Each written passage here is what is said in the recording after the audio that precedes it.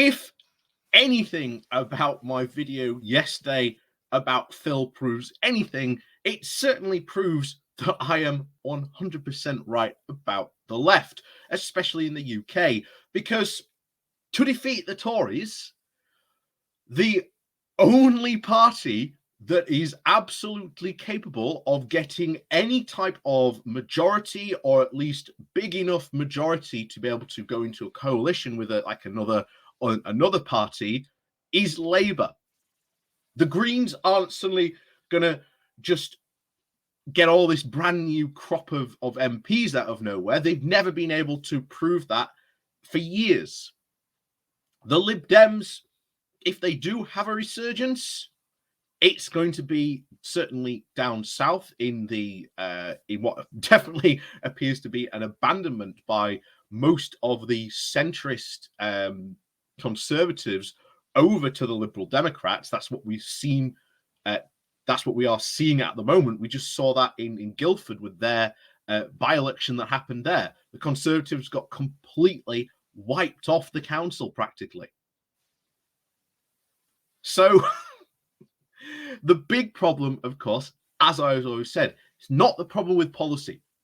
And Labour has some really good policies. We've gone over them time and time again on this channel. I've been telling you how good they are and why they are going to be good for the UK, not only just for the UK, but for locals as well. Again, I always bring up this, there we go. I always bring up this book, Paint Your Town Red. It's a really, really good book. It tells you what Labour is currently doing at a local level, and it's entirely based on community wealth building. You know, look at the stuff that Dan Jarvis has done. He's set up an organisation within the council to help businesses or people start up their own cooperative businesses, or businesses that currently are to transition over to a cooperative business model. And that is a guy who, go back a couple of years, was tipped to be the successor to Tony Blair. The guy has implemented, socialist policies. And yet you will get people continuously saying, can't vote for Labour.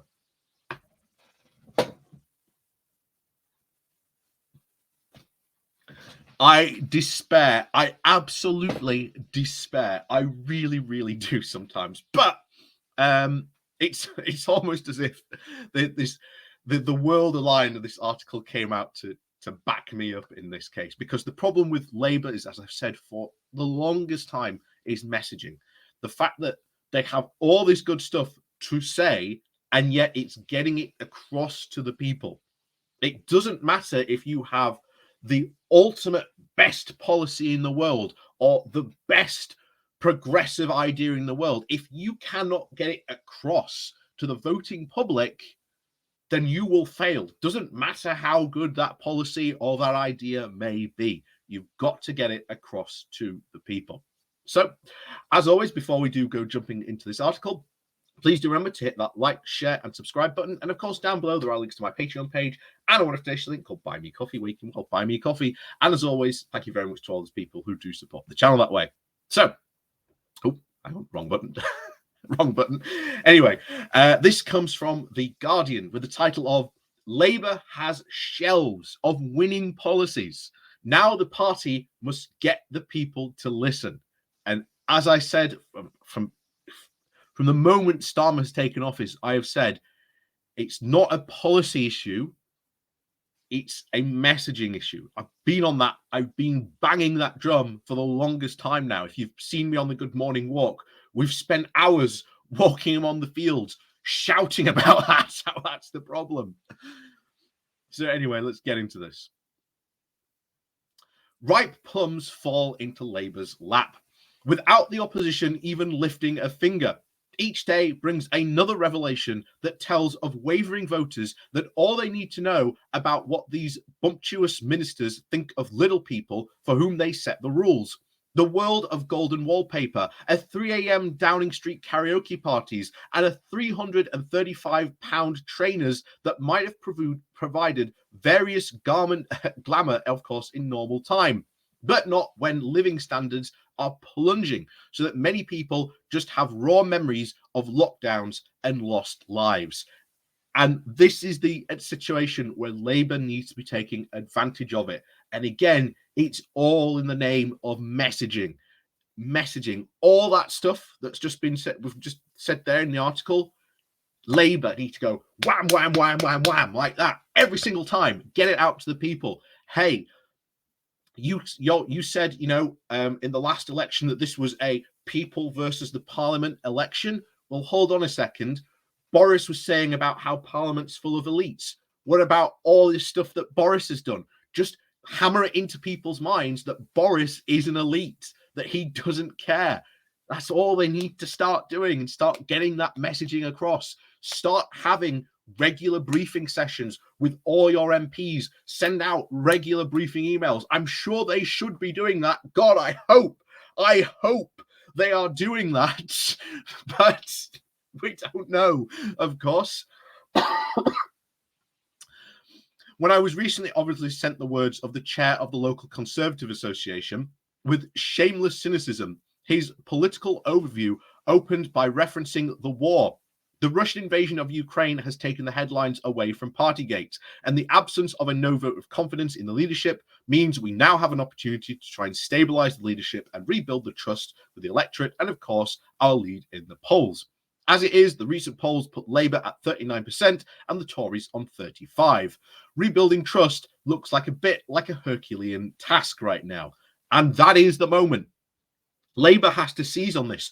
And no one on the left has gone to organise a local election campaign saying, hey, this is where you need to vote. Or if you want to vote tactically and, really give Boris a bloody nose and completely potentially wipe the Tories off at a local election level, this is what you need to do. This is where you need to vote Labour. This is where you need to vote Lib Dem. This is where you need to vote Green. There is nothing like that, absolutely whatsoever. I despair. I really, really do. I keep on telling people, hopium, we are a hopium channel. We are all about the hopium. But the problem is that there are just people on the left who will just go, I'm not voting for Labour. Why? Oh, I don't like Keir Starmer. Why don't you like Keir Starmer? Just don't like Keir Starmer.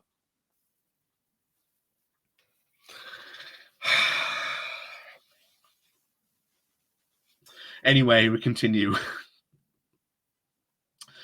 A newly serious Johnson of Ukraine could revive the party loyalties. If not, Labour could win as the capable, clean and decent alternative to this corrupt, arrogant and politically tin-eared crew. But I am taken aback by people that I meet, keen followers of politics, who struggle to define where Labour stands for. Your side is okay, but Labour still fumbles for what George H.W. Bush once clumsily called the vision thing. The opponent's struggle has to be heard. Labour is brim full of policies and more radical than it actually gets credit for, and more radical than even Tony Blair's back in 1997. And I've been saying this for quite some while now. Look at all these policies. You cannot tell me that Labour is not a progressive party or a party of the left. But, oh no, Keir Starmer, guess I can't vote for them. Yet under some of these policies, you were perfectly fine because it was Corbyn.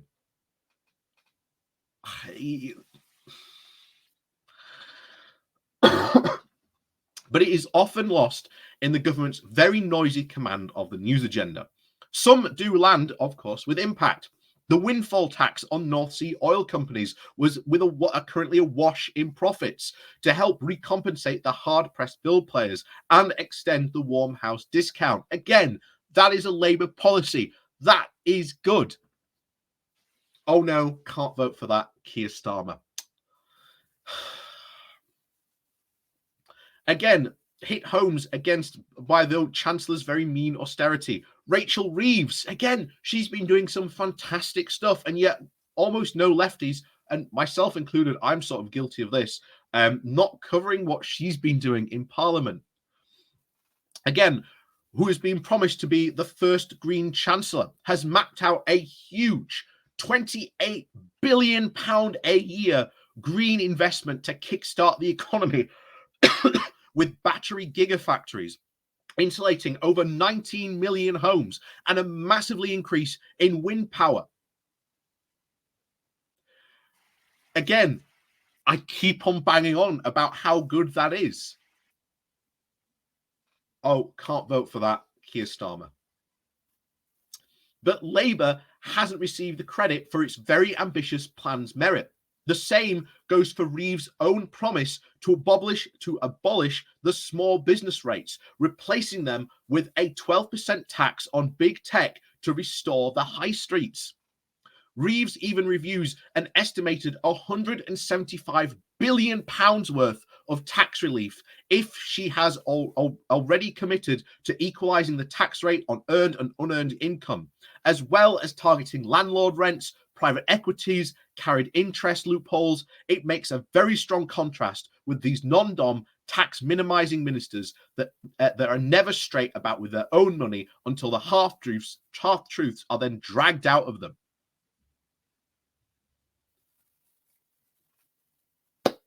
What is wrong with those policies? Tell me.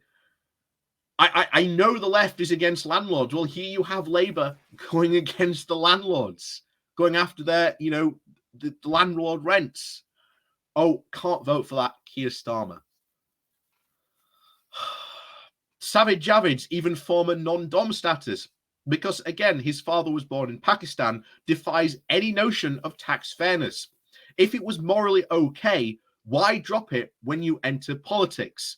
Labour's radical tax cleanup needs to be heard and to yield to a richer for more for the Treasury.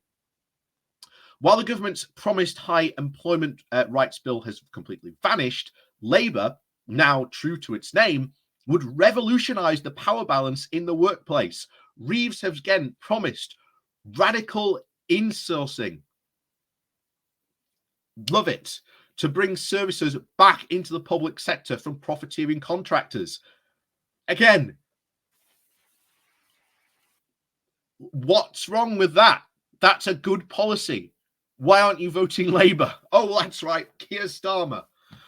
Again, the more and more you look into Labour's policies and what they are doing, the less and less reason you have to not vote for Labour.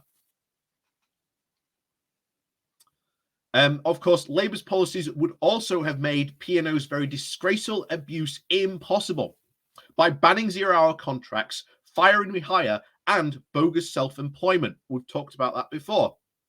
It would also ensure employment rights started on day one, and that all workers issued with benefits of sick pay, parental leave, protection from unfair dismissal, with even flexible hours, the default. These policies would transform millions of working lives. The right unions to even recruit in the right for recruiting, the right for unions to recruit in every workplace, and fair pay agreements in every sector. This would reset decades of rewards unjustly following back from the workforce to the shareholders, turning the tables on bad employers, not just in sectors such as care, deliveries, warehouses, and retail, but higher up the scale as well. Yet here too, Labour struggles to be heard. And again, it's a messaging issue. It is an absolute messaging issue.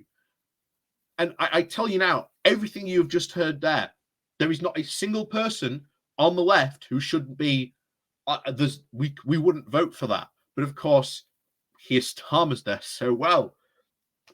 Guess we can't vote for Keir Starmer for reasons.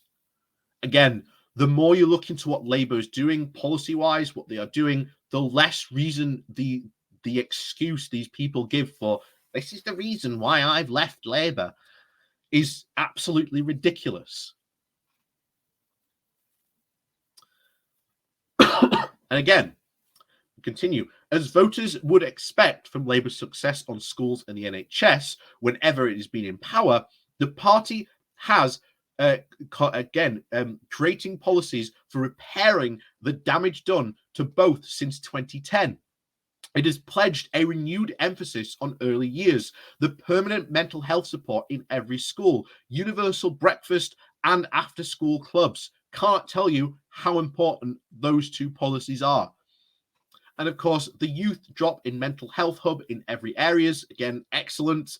Plans are not all grad grind. They include a guarantee for every child on arts, sports, and expeditions. Funding that was again stripped out by Tory cuts. And of course, the very eye-catching pledge to charge VAT on private school fees would raise over 1.7 billion to spend on state schools, and is in very stark contrast to Rishi Sunak's personal £100,000 donation to Winchester College.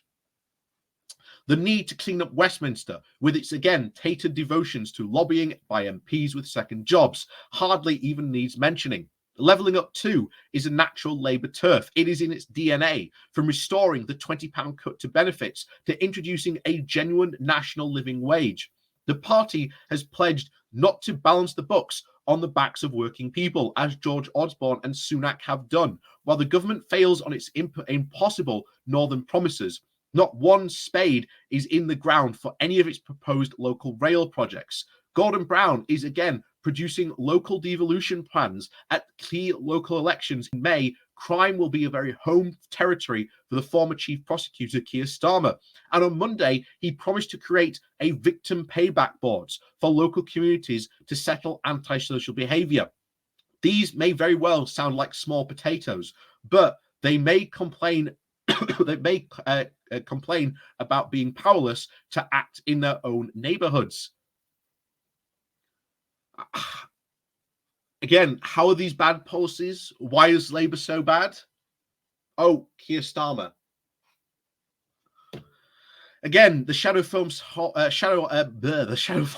Secretary David Lammy recently made a speech calling for a radical rethink of foreign policy, laying out what, quote, make Brexit work should look like, swiveling back to, again, the European security, reversing army cuts, emphasizing Britain's fuel dependency on autocracies. He promised to restore the country's soft power against what he fears is the age of authoritarians, and with full foreign aid and a strong BBC World Service and British Council.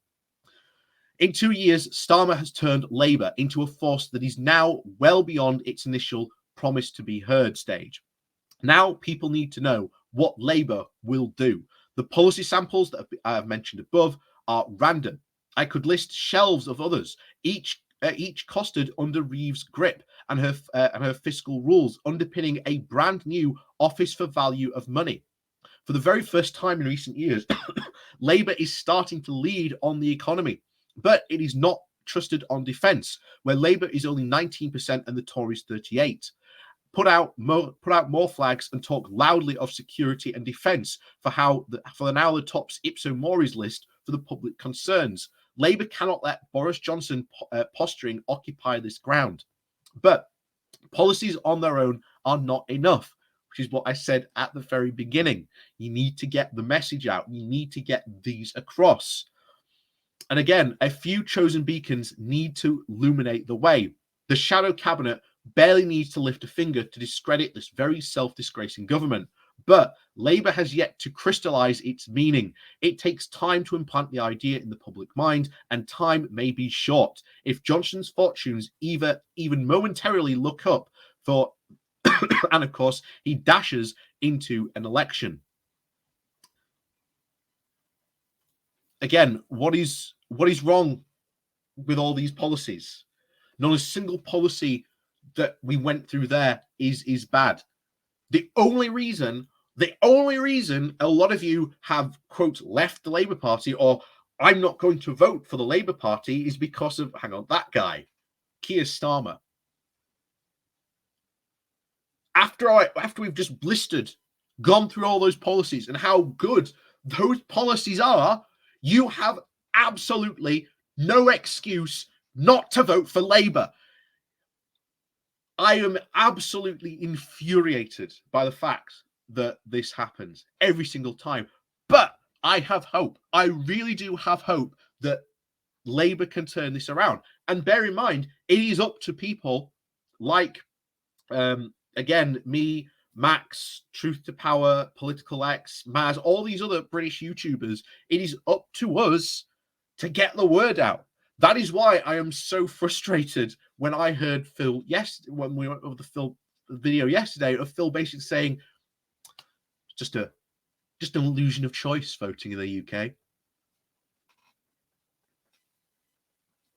Perfect way to demotivate people not to vote. When in the next general election, Labour can bring true transformative change to this country. So, as always, thank you very much for watching. Please do remember to hit that like, share, and subscribe button. And of course, down below, there are links to my Patreon page and a one-off donation called Buy Me Coffee, where you can again buy me coffee. And as always, thank you very much for watching, and I'll see you all next time.